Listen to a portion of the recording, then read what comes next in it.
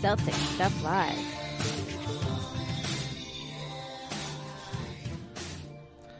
All right, welcome to Celtic Stuff Live on CLNS Radio, the leading online provider of audio and video coverage for Boston sports. Don't forget, follow us on Twitter at CSL_tweetlive. Follow me, Justin Poulin, at CSL_Justin, and my co-host, John Duke, at CSL_Duke, the entire CLNS Radio network at CLNS Radio, and the Facebook page, Facebook.com, CLNS fans. We had a trade deadline show on Thursday, and John did not get to have his say tonight. He will get his due. He will get his due. And if you want to listen to that show, download the CLNS Radio app for iOS and Android. Simply search CLNS Radio in your app marketplace. And we had Jared Weiss, who closed out the trade deadline show and gave you some pretty good nuggets on Serge Ibaka as well, like some real worldly view stuff. I didn't know Jared was so worldly, but an excellent interview with Jared, and you can catch him after every game with the Garden Report on the YouTube channel, youtube.com/CLNS Radio, high definition, full length locker room interviews, and like I said, the Garden Report with Jared Weiss. So John, I'm sorry you had technical difficulties on your way home from work. Let's just start with this.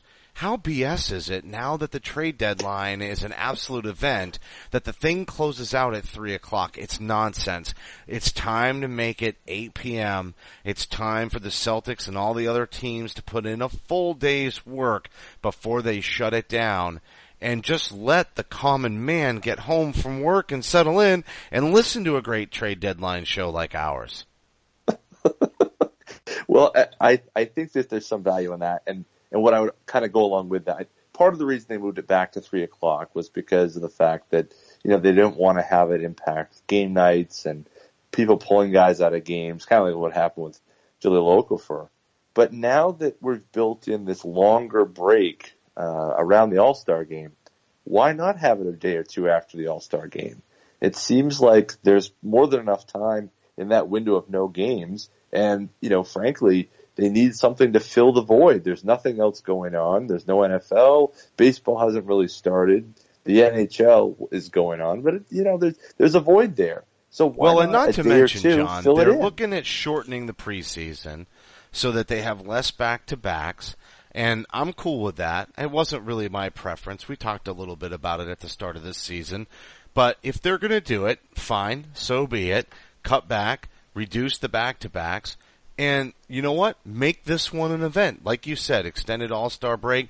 It's definitely not getting in the way of any games because there are no games on trade deadline eve or trade deadline night. So at the end of the day, let's just make it an event. Let's push it back to 8 p.m. and let's make it sort of like the NBA draft or the draft lottery. Let's get people on TV. Woj, and yes, we had our show, but Woj and Chris Mannix and even Scalabrine had a really nice appearance on the Vertical. Let's get all these mass media markets going and pumping. I know the NBA's got money to be made here. It's time to make the adjustment. Yeah, no, I think so. I think there's time now, and I think they can do that as long as it doesn't impact game. I don't like to see them pulling people out of games and all that. I think there's time to make that work, and that way, everyone can be a part of it and enjoy that. And I think it probably makes it easier for the teams too. So I'm all in favor. Let's do that. Probably the writers don't like that because they'd like to have a little bit more time before they file their stories. But everything's digital now. And we're all watching the Vertical, and they did a great job. But for my taste, I like what the trade deadline show on CLNS Radio. See, that's where I would go with it too. As a matter of fact, though, that show was awesome. We had a ton of energy. There is something to be said for recording a show either drunk or in the middle of the day. It's always a high energy event. Absolutely. And I got a chance to listen, even though I couldn't speak. I could hear everything you guys were saying, and I think you guys had nailed it. A lot of it, it was a disappointing day in some parts. In that, you were hoping that we all are fans of the team because of the Celtics, because we want to see them do well. We want to see them play well. And it's really hard to have patience in the middle of a situation like that. But, look, this was a deadline where, again, you're going by the potential of what you can get as opposed to what you have to give up. And not unlike what happened at the draft when I was pretty disappointed about not being able to get Jimmy Butler. It was a good lesson to say, just because I want to get Jimmy Butler doesn't mean it's at any cost. And I think we saw in what has come out since that point, the cost was just way too high for both Butler and for Paul George. Well, based on the way Jaylen Brown played his game and the 4-point play last night, I think any cost was going to be too high because you have to think Jaylen Brown was going to be included in one of these deals. And if not him, Marcus Smart. And as much love, this could turn into a Jaylen Brown show like you and I talked about before we kicked it off before the show. But I will say it definitely could turn into the Jaylen Brown show. What two untouchables did I say to you just 2 weeks ago on the show? I said, I don't want to give up Marcus Smart or Jaylen Brown. And in the future, I want to see them starting in the 1 and 2 slot on this team. I think Jaylen has played amazing at the shooting guard spot. And obviously, both of those players had a big impact on the win last night. Not two guys I'm going to part with very easily. I was excited about the possibility of bringing in Paul George, but, in the Celtics system, he's likely to play the 4, not the 2 or the 3. Obviously not the 2, but not the 3. And even if he did play the 3, you'd look at somebody like Jay Crowder playing the 4 or getting moved in such a trade deal. But rumors have it that this conversation is not over. I think that's absolutely the truth. And I would say I think the same is true of Paul George. I think Paul George and Jimmy Butler. I think this is going to be a conversation that started now and will continue. It's just going to be delayed for 3 months, 4 months.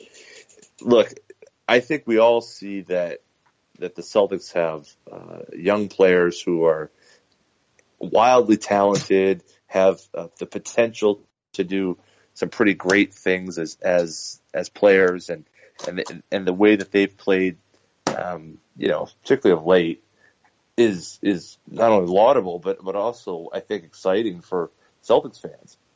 But looking at the potential of Jimmy Butler and the potential of Paul George in a Celtics uniform, it's really hard to sit back and say, you wouldn't want a 25-point game scorer with all NBA defense and potential all NBA play.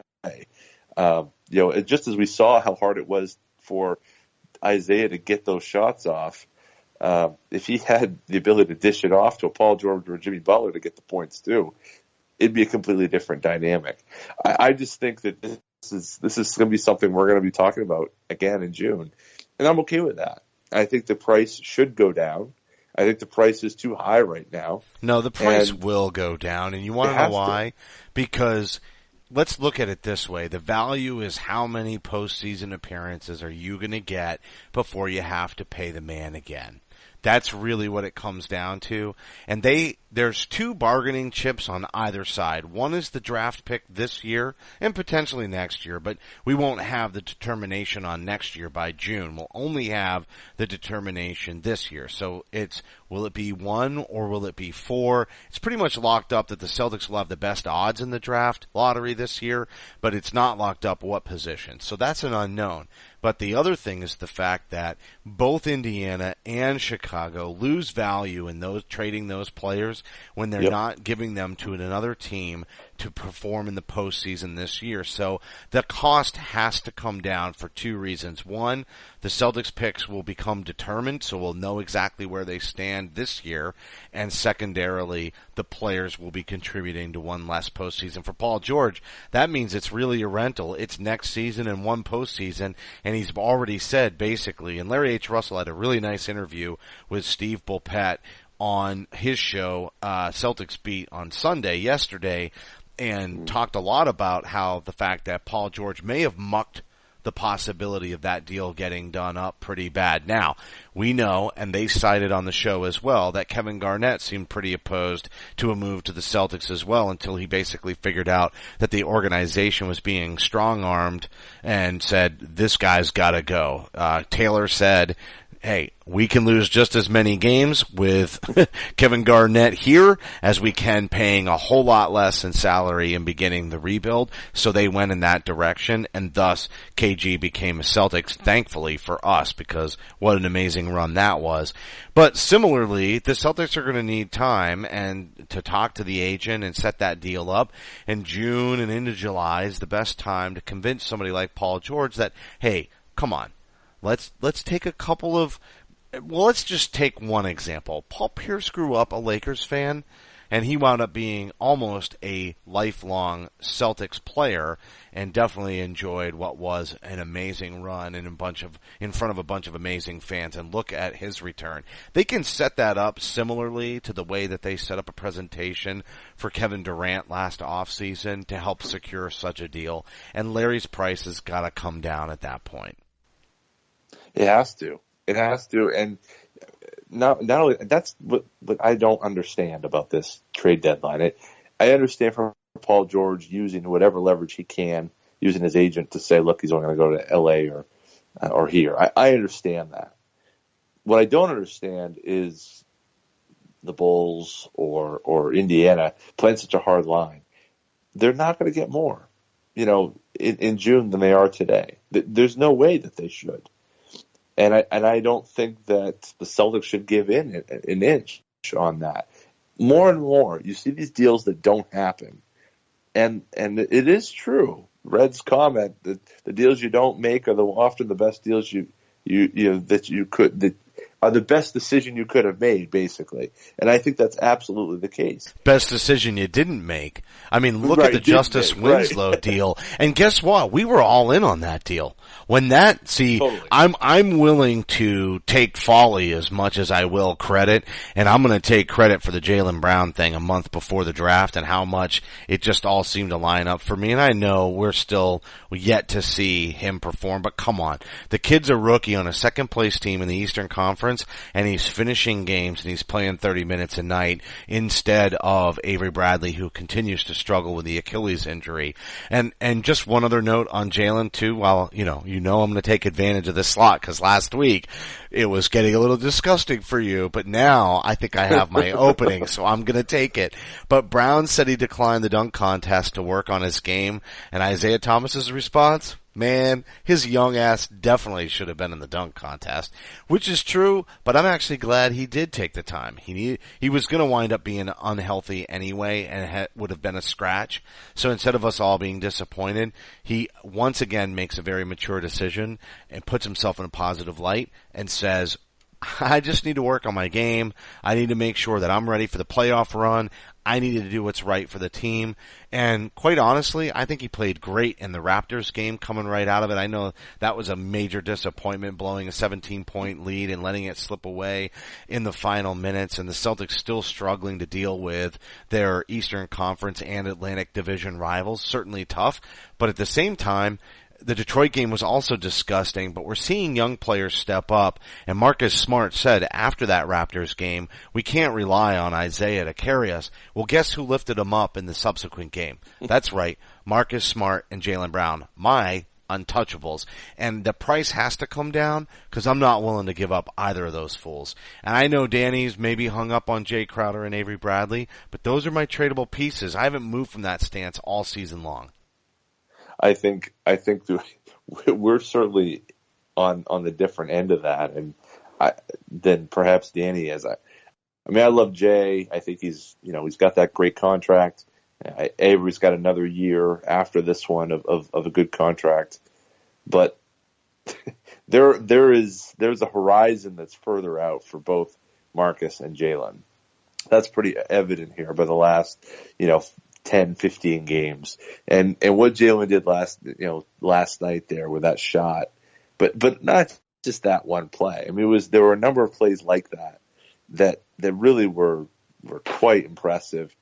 I think that, if we were doing a post-game show after the Raptors game, we would have probably quibbled with Brad Stevens' rotations, and I'm sure you will, in terms of the timing of when Jaylen was coming in as opposed to when Jimbo Young, as I like to call him, Jimbo, when Jimbo got in. He was just out there too long in the fourth quarter for the Raps. Yeah. This is a guy that barely hung on to the roster, and he did hit a couple of nice shots in his initial minutes when he came into the end of that fourth quarter. He knocked down a nice three-pointer, and I'm not going to say he's atrocious, and I'm not going to say Jaylen Brown's a perfect defender either, because DeRozan went off for 43 points, and I was salivating to watch that matchup, but at the same time, Jamie Young is still not there defensively. Not going to say horrendous, but I'm just saying, why don't those minutes? Listen, Jaylen's young. He needs all the minutes he can get. Why not play him 35? I mean, I understand if Avery Bradley's healthy and his minutes got to come down and they decide to go with a veteran, okay, I'm going to eat that. I get it. I still think that Jaylen Brown's earned the minutes when Avery comes back, but that's besides the point.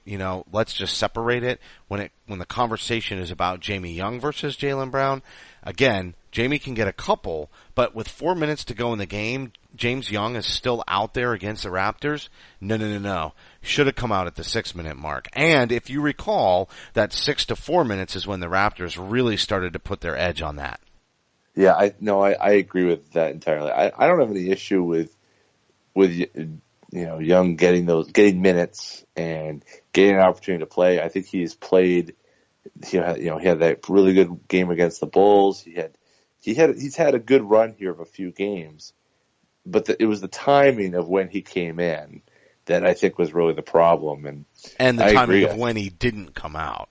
Right, exactly. I mean, I think, they played Brown to start the quarter, and I guess they were trying to keep some sort of momentum going with that, and pulling Brown out at that, pulling him out earlier in the fourth and getting Young some minutes in the middle, I think was probably not the right approach. I think probably having Young play more against, second line guys and using that and not able to be taken advantage of as strongly in that spell, as opposed to when you're getting closer to crunch time, you're going to go against the best of the best and hopefully trying to get him on the floor without DeRozan out there so that he, but at the same point, I don't think he did terribly, but I certainly would have felt better with Jaylen Brown out there than Young.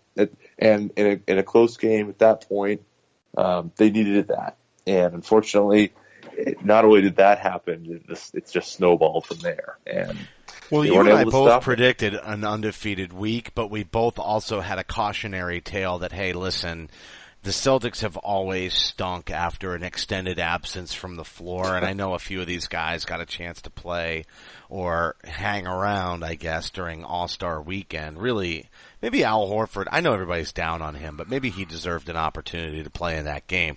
Isaiah obviously got some run, botched a dunk. We talked about that already on last week's show, but they've traditionally been a little rusty coming off of a week of no games, no playing time really effectively. We knew it was a trap game. We called it out, but then we said, we think they're still going to win. And without Kyle Lowry, you would have thought that maybe they would have gotten the W. They missed an opportunity to gain another game in the standings because Cleveland loses to Chicago 2 nights ago on Saturday night. Really seemingly couldn't get anything going. And then you look at Jimmy Butler, who does not get traded and ends up with a triple-double in his first game back. We should have seen the trap game with the Raptors. We didn't. I know a lot of people were really down on the fact that the Celtics didn't come out of the All-Star break with a win. I am really not that down on it. Even as ugly as this Detroit game was last night, I still am not down on the Celtics. We just know traditionally, because it's all about execution with this roster and sharing the ball and looking for those opportunities. I like the way they finished the Detroit game. I like the fact that they're not relying completely on Isaiah. And quite frankly, in these last, 24 games or whatever it is, opposing teams are going to approach the Celtics the same way they would in the postseason. This is the real push. I know we have had a nice win streak, but that's the middle of the season. That's actually in my opinion, easiest time to string together a nice record and some wins. It's this next stretch coming up, heading towards the postseason, maybe until the final 2 weeks of the season. I know standings might get filtered out at that point, and teams may start to rest players and realize that they're pretty comfortable in the seeding that they're in. But this next little stretch of games is really important. I just see the Celtics in a position where they're going to need to get that chemistry back, get comfortable being on the floor again, and hopefully get 100% healthy, because that's the most important thing right now. Yeah. No, that's what they've got to do. I mean, that's the whole thing. Even when we're sitting here frustrated about how badly they were playing and when things were going not so well in the first half of the season, it doesn't matter, because quite frankly, what we're going to be looking at and how this team should be measured is how they do in that second half of the season. And I should say in the postseason, really, not even the second half of the season. I mean, look, we want to be in a position to do well right now, and the Celtics are in that position right now. They still have a number of games up on Toronto, who I think will be making a strong run here with the last 30 or so games left of the season. Washington hasn't come out of the break very well. They're going to have to reestablish that momentum they had. I mean, in many ways, that run, having that break was really disadvantageous for the Celtics. It really slowed down a team that was really on a roll. Hey, that's okay. Get some minutes, get some time away from it.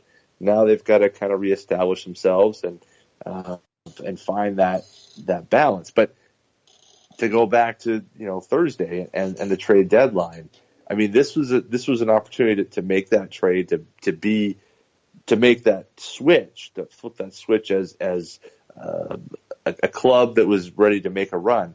But I think even had they been able to do the impossible, or probably the improbable, and making a deal with a team that didn't want to really make a deal, whether it's Chicago not knowing what the hell they're doing, and Indiana, I think, really reticent to make a deal, Larry definitely much more than his owners, I think that we have a Celtics team that, hey, we're just going to do what we can.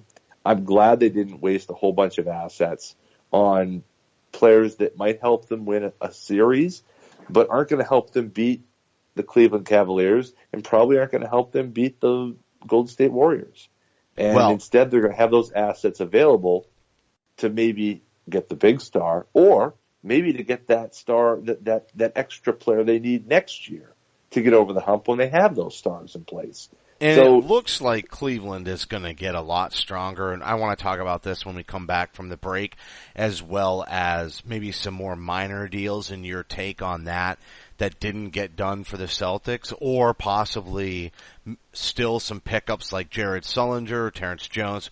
I want to get into that when we come back from the break, but before we go to break, I want to talk about the two pickups for the Raptors, who played very well in our Celtics loss to the team coming out just on Friday night. But you look at PJ Tucker, you look at Serge Ibaka, big factors, big veteran presence, and definitely some big shots and reboundings against this Celtics club that really made no moves whatsoever. Do you think that the Raptors are going to climb back in the standings? Do you think this is what really helps them right their ship at this point? Oh, sure. Yeah, it has to. I mean, it has to get them to the point where, they're 3 games back right now. I mean, I think they'll be neck and neck with Boston and Toronto for that final 2 seed. I think we're going to have a second round series in Toronto. I can see it coming now, which is I would rather face the Toronto Raptors than I would the Wizards. I just think that's a better matchup for us right now. And I think that the Celtics that wasn't their best foot forward either, against the Raptors on Thursday night. Look, I'm not going to say PJ Tucker isn't going to help them. I'm not going to say Serge Ibaka isn't going to help them. We've seen, I think the one that stands out to me, that we've seen these situations happen. I mean, Antoine Walker, when he came back the second time, wearing, that number 88. They ran off a hell of a run right after the trade. And then that kind of went away a bit.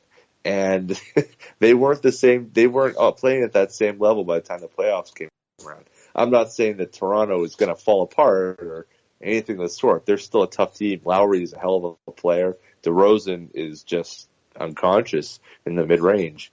But they're a team that's built for right now. And there's almost a pity. If you want to go that far, there's almost a pity I have for them. Because I know that this is a short-lived scenario for the Toronto Raptors. They don't have a tomorrow. They have a right now. And so they had to spend a whole bunch of assets to get Ibaka, who they're going to have to pay big money to, and they're going to lose PJ Tucker, and they gave up some picks for him. Not a lot of picks. And it's second-round picks. You know what? We're going to stall right there because that's what I want to talk about. That was a player that I targeted, and we began to talk about it on the trade deadline show.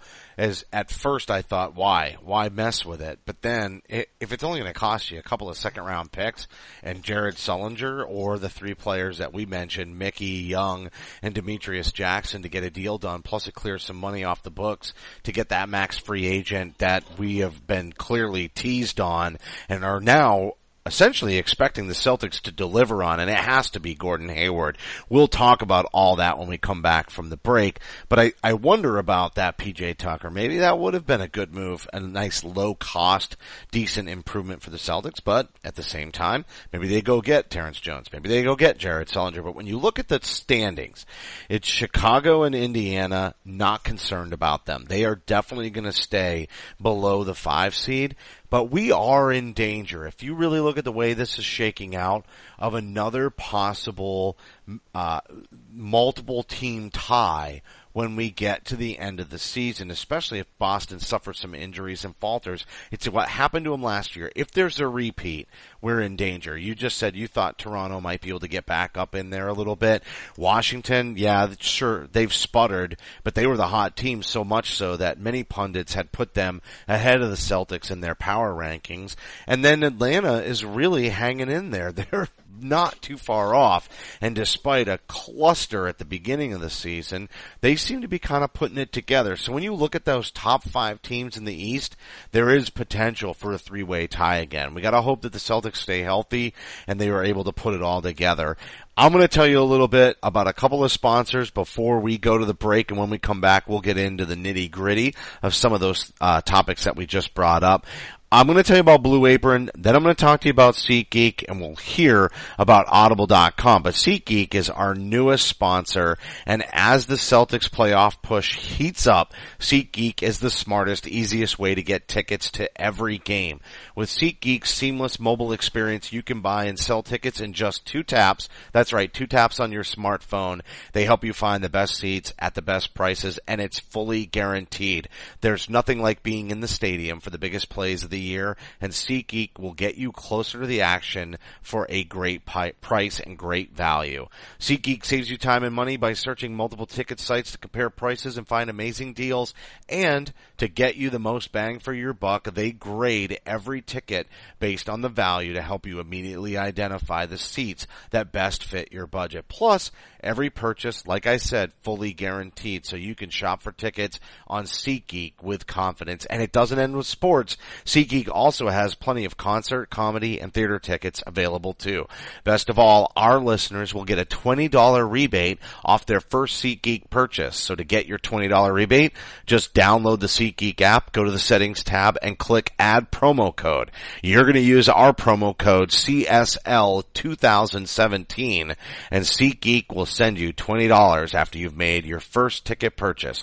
So download the SeatGeek app and enter promo code CSL2017 today. And now Blue Apron, their mission is to make incredible home cooking accessible to everyone.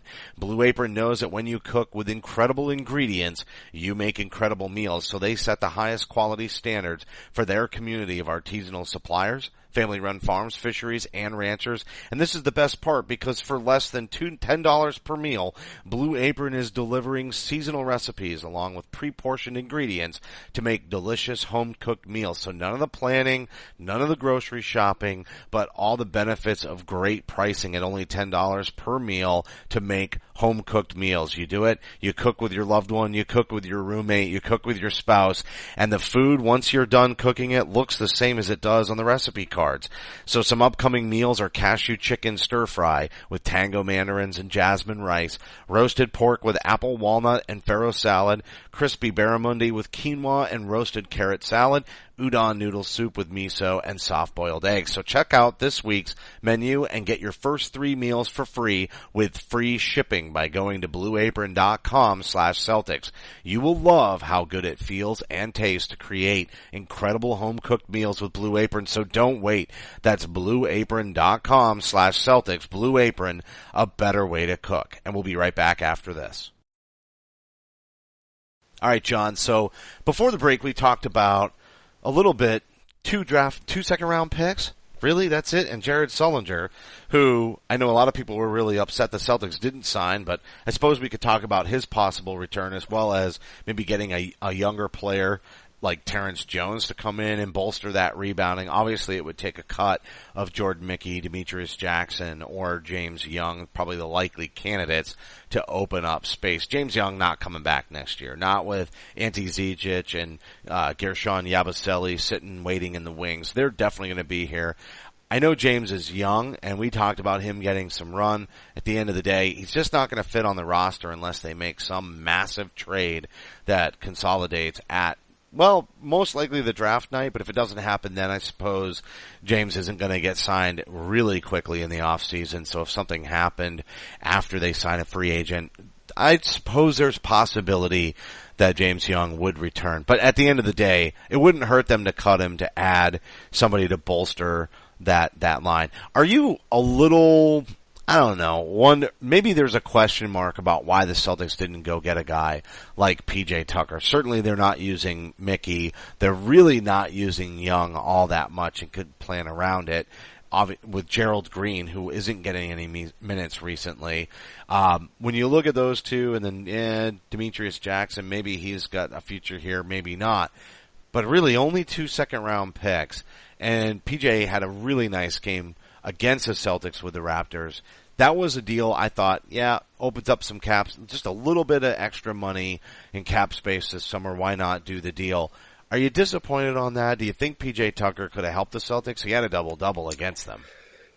Yeah, well, the problem with Tucker is who sits, right? I mean, that's kind of where what happens is, okay, so is he in our crunch time lineup? Is he, what role does he fill? Once Avery Bradley returns, what do you do? Is he taking Jaylen Brown's minutes? I know you and I don't feel that should happen. Yeah, the answer is an easy one for me, right? It's an easy one for you. Does he take Marcus Smart's minutes? No. Does he take Jay Crowder's minutes? No. So, okay, I guess we're down to Jerebko, but at some point we'll get to ditch his mask, I hope, and be able to shoot like the way we've been used to him playing. Dude, that thing is killing him. It is. It's awful. I feel bad for the guy. I mean, I saw a tweet because we were playing Detroit, and they were like, and it was Rip Hamilton night. They retire his numbers, a very extended halftime, and deservedly so. It was interesting seeing Ben Wallace and Rasheed and, that whole crew from those days. But, somebody tweeted out, maybe Rip Hamilton could pull Jerebko aside and tell him how to be able to play with the mask, because how long did Rip wear that mask for? Like a couple of seasons, forever. Right? It was forever. Oh yeah, forever. I mean, almost his whole career he wore it. I mean, I can't remember what the injury was that happened, but I believe it goes back to 2002 when he. I think the official term for it was smash face. Yes. I mean, it's just, I look. I mean, I think that's the problem. And boy, what a long has the world's longest number retirement. I mean, and I made this comment on Twitter, and it's true. You know, it's like the only thing longer than that was his fingernails. Because remember, he never. Did you see it on the Comcast? Did they show you the whole thing? Yeah, they showed most of it. See, I got it on League Pass, but you get everything from the home team on the breaks on League Pass. So I didn't realize that you were watching that on CSN. Yeah, we could see most of it. And what was kind of interesting about it is we saw more of Rip Hamilton's number retirement than we ever saw of Paul Pierce's farewell to Boston, which was kind of an interesting dichotomy. You're going to make me flip out. I'm not even going there. That's the difference, I guess, between ABC and then standard coverage. It's almost like... Right. Well, never mind. There's no point in rehashing that except that it was ignorant. It was ignorant, yes. But going back to your question about PJ Tucker, I mean, the issue is, okay, so who do you take out of the rotation? Let's assume you're taking out Jaylen Brown as your kind of power forward for the second unit. I don't know. I mean, I'm not saying that he wouldn't be valuable here, because you got to feel like it's sometimes, you want to have that veteran available to come in. But, again, all of these assets that you spend to get a guy like that is for a time when you think you can win, that kind of move that gets you over the top. And does he get you over the top? He gets you into he helps you get to the Eastern Conference Finals, but you may be able to get to the Eastern Conference Finals without him, So, I'm not as upset about it. I think if you feel like there's one guy that's going to help you get to the next round, there are buyout candidates who can help you there. And we're talking about right now a rebounder, hopefully a guy who can protect the rim a bit. And we talked about Jared Sullinger. I'm not sure Terrence Jones fits that same bill. Would you bring Sully back? Let's just go there, right? I get your stance. You're saying it's not the end of the world with Tucker. Maybe he doesn't get a lot of minutes. Maybe Tucker's just happier being in Toronto anyway.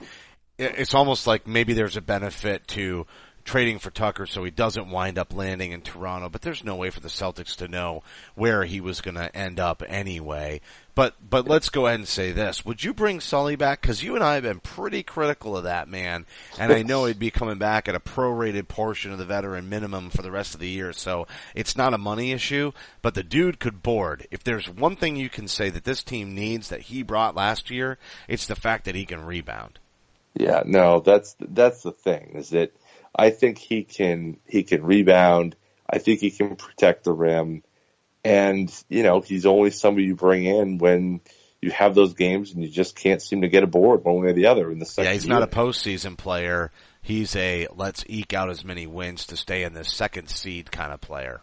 Yeah, I mean, but there are times, when you go up against a Cleveland and you need somebody who's going to help keep Tristan Thompson off the boards a bit. There's times when you're going to play against, maybe even Detroit in the in the first round. And you're going to need to keep Drummond on his back. Do you think Sully would Draymond Green for us? What do you mean? Kick him in the Jimmy. Oh, Jesus. That's what we need. We need an enforcer. Listen, look what happened with Damari Carroll threw Isaiah Thomas to the floor. That's an unfortunate factor in that Toronto game, was that they were the aggressor.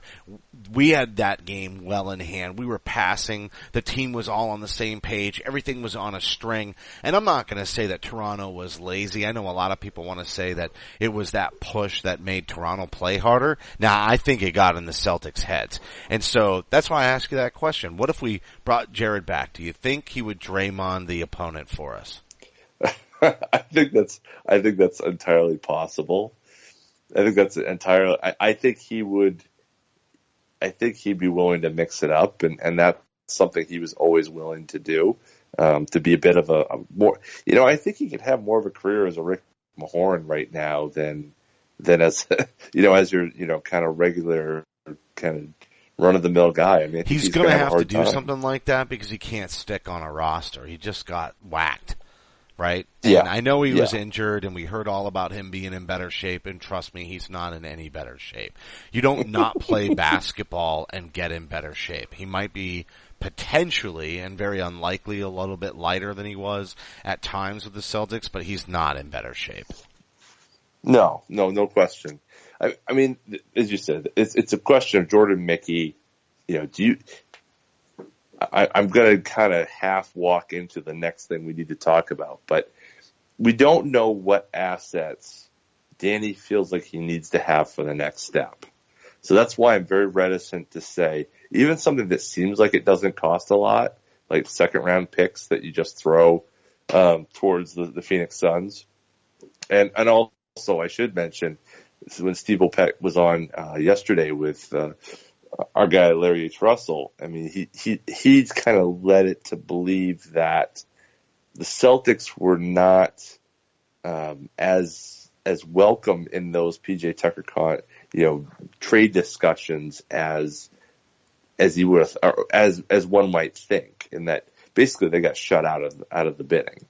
Now I don't know what that's about. Of course, that was obviously Phoenix is where we got Isaiah, so is there some bad blood there? Steve didn't say that, but it does leave one to wonder. But you do wonder what these assets are for, and if there are particular needs, or perhaps as I said earlier, perhaps Ainge is looking at, I need those second round picks so that next year I have them available for when I do have a contender. I could understand that. But also the other piece of it, which is, what are the pieces that Ainge needs to have to make that next deal or the second deal happen to put themselves in position to be a contender? We don't know. The only thing we do know is that there have been discussions, they have these guys, and then there's this very strange comment I think it's a very strange comment, but it's the big takeaway I had from all last week, which is Steve Opek's comment in 2 straight articles that he got, and from 2 different people, I believe. The comment from a league source, 2 league sources, saying Ainge really wants to maintain this cap space because he must have something. Now, why would you say that unless there is something?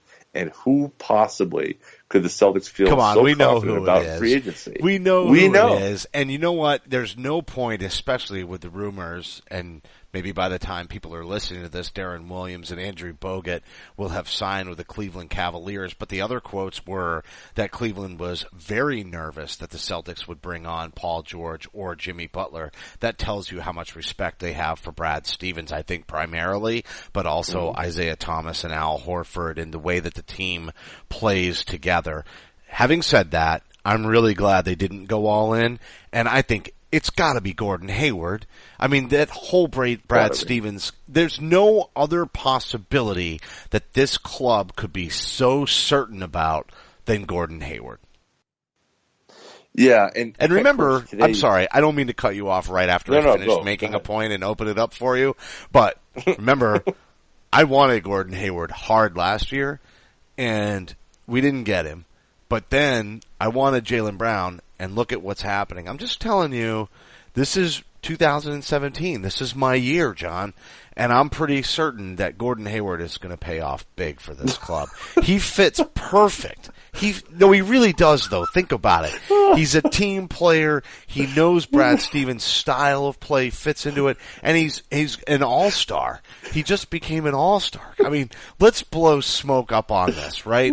Because as long as it doesn't cost Jaylen Brown, I'm all in. And so, if it's max free agent space, it doesn't cost Jaylen Brown. So, everyone, if you're keeping track at home, this is the year of Justin. Okay, if you haven't it is the year of Justin. If you have not listened earlier, let's just to recap. 17. Justin is a numerology freak about the year, and the number 17. Of course, banner 17. You could go through the litany, but it's a big deal, and numbers work for him. And And I've shared how it Jaylen, popped up during that Banner 17 run here we go. on the show. Like, we went over it. I think I told you the first time I ever walked into the Garden, I had no idea where I was going. I was picking up the credentials the first time from Eric Weiss, covering the team from Celtics blog. And I'm not kidding. I walk in and I'm nervous as hell. I literally am crapping my pants. And I walk in and I get behind one of the food carts, and it's cart number 17. I'm not going to get nuts about this on the show. All I can say is all you have to do, but it's true. We talked about it as it happened. I know. It's documented. This is not a question. This is a matter of history for this show. So all I'm going to say is it's 2017. The Celtics are making the run. I'm not saying they're going to win the championship in 2017.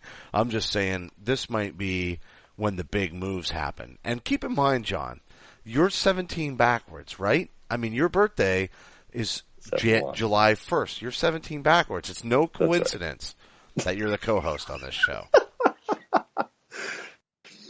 Wow. So, yeah. You're the yin to my yang. Come on.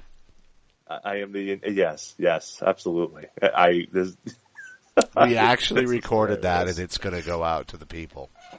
Yes, it is. Oh my gosh, this is so funny. Yeah. Well, okay, so I don't even know where we were. Oh, well, we're just talking about Gordon Hayward and how that's going to happen. Yeah. It's going to happen. And so, I mean, look, let's to give deference to the other options out there. There is a possibility it's Blake. I mean, I think it's like 1% chance, and 99% chance it's Gordon Hayward. But I think there's a 1% chance. I told my dad that tonight, and he goes, about Blake? Yeah, I think the injuries have him sour, and quite honestly, playing great lately though. As great as he is, I'm concerned too. But if there is a subsequent trade after a free agent acquisition, and let's say it is Blake certainly fits into the targets that the Celtics could then trade for a lot better than Gordon Hayward does. Gordon Hayward is a little bit more duplicative of the players you might acquire in trade. Well, and that's kind of the thing to me is that,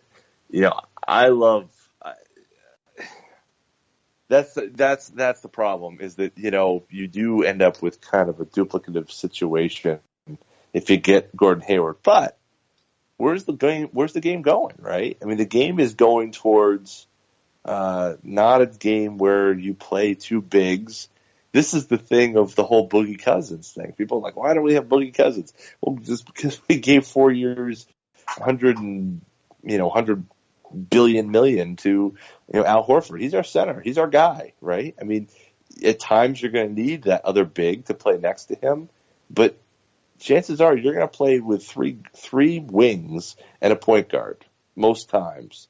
And so why would you spend, and we're seeing this right now in New Orleans, it's not working so far. It's early, and that's, it's not fair to judge 3 games in, but it's not working well because you can't have 2 players like that.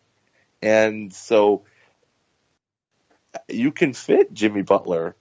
This isn't going to happen, of course, but you could fit Jimmy Butler, Gordon Hayward, and Paul George in the same lineup because that's the way the game's played now. That may require those guys to share the ball and play differently, but you can do that. Now, I think 2 is certainly more than enough, and I think there's a possibility you could get 2. I mean, Jay King kind of teased it last week. Hold up. I love Jay, but the night before, I threw it out there and put scenarios out on Twitter, just so you know. I don't have a blog anymore, but I'm just telling you. It's the year of Justin. It is the year of Justin, because the night before I said the assets are there, and I laid it out, and just so you know, Jay King's proposal includes Jaylen Brown. Guess who's didn't? Oh my God. And it's doable. Okay. All right. So, but I hate to tell you, I don't think it's an original thought because I think of course we not. see this. I don't think I hate to tell you, I hate to break this to you here and now in this entirely recorded podcast that everyone's going to be like, oh yeah, that's it. No, but I mean, you're right. Two are possible, right? And so, you could add both. You have Isaiah, and you've got Al Horford. I'm not sure who plays power forward. I'm not sure if you have to keep Crowder, so he's your 4 in that lineup, or how you do that. I think that's probably what's instructive most of all of how we go over the next 35 games, and not as people are placeholders, but you know how there was one report that David Aldridge had in saying that Crowder was the sticking point in the Butler deal. Well, maybe it's because he has to be the power forward in a potential Hayward, George, or Hayward, Butler lineup. They want around him to defend Isaiah and Horford. LeBron. It comes down to that. If you're going all in, Could be. You need somebody who can body up on LeBron and keep him out of the picture. And you're going to need somebody to defend Kyrie Irving, which maybe if it's Butler that we're getting, can do that, right? And then now what are you down to? An injured Love, and Al Horford can handle him. Now you've got the 3 pieces to match up their big 3, and it's all about the bench and the scheme. Yeah, no, I think that's true. I mean, I will say I think that the Celtics' best benefit is to build for the future is to have Paul George next to Hayward rather than Butler. I think totally Butler, agree at the 4. Yeah, absolutely. Or switching off with Crowder. But presumably, all reports said, though, that the Celtics were willing to give up a lot more for George than they were for Butler, and I just think that emphasizes the point that you're making. It's not about the fact that a lot of people thought Butler's the better player. It's about how it fits into the long-range plan.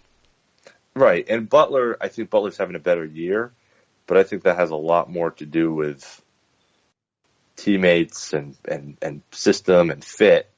And Butler making a leap, good for him. But also age, frankly. Butler is older.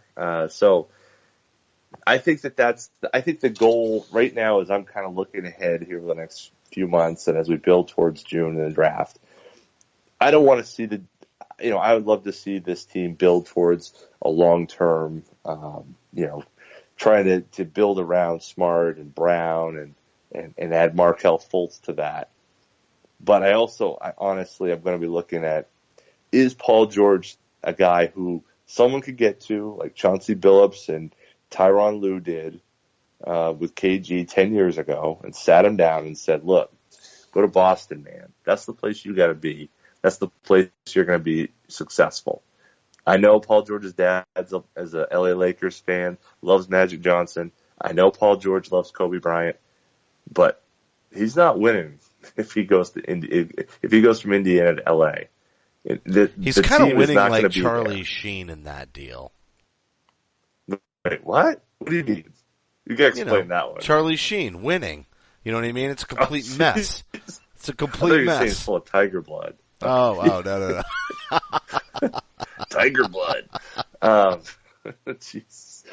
But no, I mean, it's Come on, it's LA, it's winning. You know what I mean? They're a mess. Magic Johnson, Showtime. Come on. It's terrible. It's man.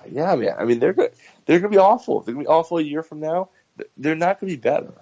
And they're still gonna have a hard time clearing that cap space because of those terrible contracts they gave to Mozgov and Luol Deng last summer. So, but you know what? Despite all that nonsense, it's like players don't even realize it, because then you get Lonzo Ball's dad saying basically the exact same thing. I won't play for anybody but the Lakers. You know what would be really cool though? I don't want anything near. Hold on, I don't want. This. I don't. Well, here's my I just conspiracy. want to say this about Lonzo Ball. I don't want him either. Lonzo Ball. I'm with you. Yep. That's why I'm going to bring up this one.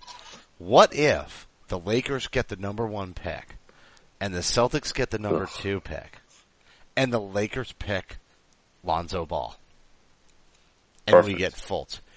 That would be the most twisted, like, just disgusting scenario. It would be so bizarre, but it's legitimately possible. It is, new regime, new man in the, driver's seat, and Lonzo Ball professing his love. I won't play for anybody but the Lakers. and then all of a sudden, just by folly, it works out that way. Because I'm with you, and a lot of people have said they think Josh Jackson is the Celtics' second pick behind Fultz, and I dare say that your Duke buddy Jason Tatum may be climbing up the ranks real fast right now too. And what I like about him as far as a fit with the Celtics is he can shoot, he can score, and he's also a distributor. Like you talk about what we like about Gordon Hayward, there's a lot, not the same, and I'm not comparing the players in terms of style, but there's a lot the same in terms of attitude. He's, the thing with Tatum, and just to talk about Tatum a little bit, I think the thing with him is that he brings a different type of skill set. Josh Jackson, the similarities with Jaylen Brown are evident. It's just too much. Way too much. I'm with you. Tatum brings a different energy to him. The Paul Pierce, comparisons will go off the charts, but he's a guy who likes to work on that 15, 18, 19 foot, area, work his footwork, work his be a clinician, be a guy who's really, a student and uses his smarts. It's a little bit of that Evan Turner, but he's a Swiss Army surgical knife instead. Yeah, I think so. And so I think that would be a nice kind of, a nice compliment perhaps to Brown's skill set. I don't think that's going to happen. So it's going to get number one pick. They're going to take Markelle Fultz, and that's just it. Will they trade him? I don't know. We've said that before, and then all of a sudden it was Yee versus the chair. I'm not confident in that. I'm not. And as a matter of fact, I think I said this at the trade deadline show. If the Celtics wind up getting burned again, they're like literally going to pipe in the audio from Tommy Heinsohn's last appearance of the draft lottery. Ugh. Yeah, that was rough. I tell you, going back and listening to our draft night show, when you put that together, it's it's kind of the names and all of that we were thinking of that time it's a crap draft. It was a crap draft. Not really crap. No, think about it was good. But if you really think about it, Oden now no longer in the league. Like the ability to bust for the players that the Celtics could have drafted. You had Jeff Green in that draft. You had Oden in that draft. Durant would have been the home run, and I'm convinced Danny was all about Kevin Horford. Durant. Just that long four. Yeah, and Horford was at 3, which would have been excellent. But outside of those two players, I don't know. Could have been a tough draft. There was plenty of opportunity for the Celtics to make a mistake there. But you're right, 2 out of the top 3 were good, and maybe 2 out of the top 3 this year are going to be on the ball too. Yeah, and if Horford, if Oden doesn't get hurt, he's. You're right. That's a home run. It's a 3 for 3 year, and in consecutive order. I don't know. Maybe Oden is. Maybe this game. I don't know. I'm not certain that we would say Oden is better Durant if he made it into the league and fulfilled his potential, but he was definitely going to be the number 1 pick. But those two would have been an interchangeable 1-2 with Horford clearly the 3. But you're right. 3, maybe 2 transcendent players and a third staple all-star out of the top 3 picks. And maybe we have that this year, maybe we don't, but this is one of the deepest drafts in a long, long, long time. I think that there are good players. I think a guy like Malik Monk could be great, or he could be very middle of the road. It could be just a Lou Williams type. There's guys in here that are kind of all over the. De'Aaron Fox could be Khalid El-Amin in terms of not really coming together, or he could kind of get a shot and become more of it. Jonathan Isaac is, I think, if the Celtics fall to 3 or 4, and their choices are going between Jackson, Tatum, or Isaac, I'm going to have a hard time not looking at Isaac too, just because of the freak ability of what he can do in that kind of long, lean frame. 7 foot. The Celtics don't have anybody like that right now. A guy who's tall and really, really that kind of unicorn type guy that we're now talking about with Giannis and Porzingis and Jokic and all these big guys who are really super skilled. I don't think Isaac has that skill level yet, but you need somebody who has that size to maybe match up with him. He might be somebody. So this is a nice primer because March Madness is not too far around the corner, and we'll obviously get hyped up for that. And I know it's a big time of the year for you, and it's when we tend to try to pull in some guests and talk about the tourney. Last year, though, we really got robbed from seeing players like Jaylen Brown in the tournament, and we're not going to see Markelle Fultz. So it is a unique, interesting scenario because there will be other players in the draft that we will see play.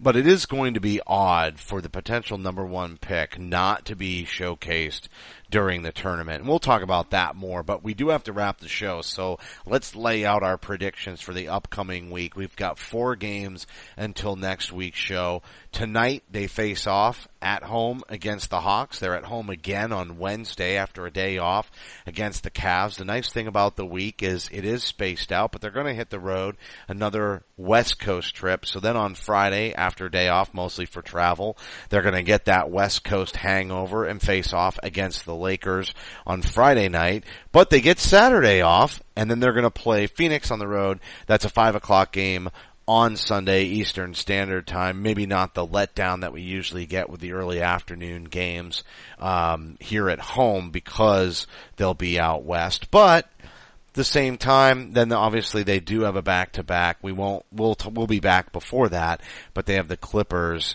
next Monday. And this is kind of a long West Coast trip coming up. It could see a slide in the standings, and there's a lot of competition. This is probably the toughest 1 to 2 week stretch we're going to see for the rest of the season. So I'm interested to see where you're going to go. Obviously, I think the Lakers and Phoenix game are a loss. This could be a win for the Celtics. Lakers might be a little bit of a trap game. We saw how badly they played against Sacramento the last time they headed out west. I think they've got the Hawks. I think they do not have the Cavs number. I don't care how much they may be sliding. So I think those 2 games are 1-1. I want to go 3-1, but I'll tell you what, I think they're going to go 2-2. I think they're going to slip against the Lakers. I know it's nuts to say, but they slipped against Sacramento. I think it could happen again. So I'm going to go 2-2, my man. Well, I'm with you right now in the issue between 3-1 and 2-2. That's kind of my yeah, but you're looking at the Hawks and not the Lakers. I am. That's exactly right. I'm looking at the Hawks because I'm really unhappy with how they've come out of the break. They haven't found their footing, and now they're going to reintroduce Avery Bradley, likely, into that mix tonight. And a team that can rebound. Yeah, and they've never really played well against Millsap. They've never found that kind of guy who can match up with him. But I just don't like the mix with the Hawks. I think they're going to beat the Hawks. I'm going to be Mr. Optimistic. I'm going 3-1. I think they'll beat them. I don't think they have it right now to play Cleveland. They've kind of fallen off a bit. I could be wrong. I hope I'm wrong. But 3-1 is the number I'm going with. We're matching each other this week. So a 3-1 and a 2-2. Yep. Well, you know what? I like the optimism. I certainly hope so. It would be nice for them to get through, I guess I'll say, unscathed on this West Coast trip and be able to hold their position in the standings, because if they do, I really like their chances of staying in that position, or at least battling neck and neck right up until the last game of the season against the Raptors for it. We'll certainly find out, and we are getting closer to March Madness, which is always an exciting time when you have a top pick in the draft. The luxury being we can enjoy March Madness, looking forward to next season, as well as enjoy the postseason this year. So I love that. And that's going to do it for the show this week. The broadcast will be available on demand on the CLNS Radio mobile app, as well as clnsradio.com. Don't forget to follow us on Twitter. You can follow me at CSL_Justin. John is at CSL_Duke. Thank you to everybody for tuning in. You can support the show by subscribing to Celtics Stuff Live on iTunes and Stitcher. Don't forget to give us a rating and a review. We want to hear your feedback. And a reminder, today's show brought to you by Audible.com, SeatGeek.com, and BlueApron.com. Not only do they have a great deal for all of you listeners, but most importantly, you would be supporting our show and the entire network and saving money. A big thanks to the loyal CLNS radio audience, making it all worthwhile, and for staff writer Samuel Elias, executive producer Larry H. Russell, the founder of CLNS Radio Nick Gelso, and my co-host John Duke. I'm Justin Poulin. Thank you for listening to this week's edition of Celtics Stuff Live. Celtics Stuff Live.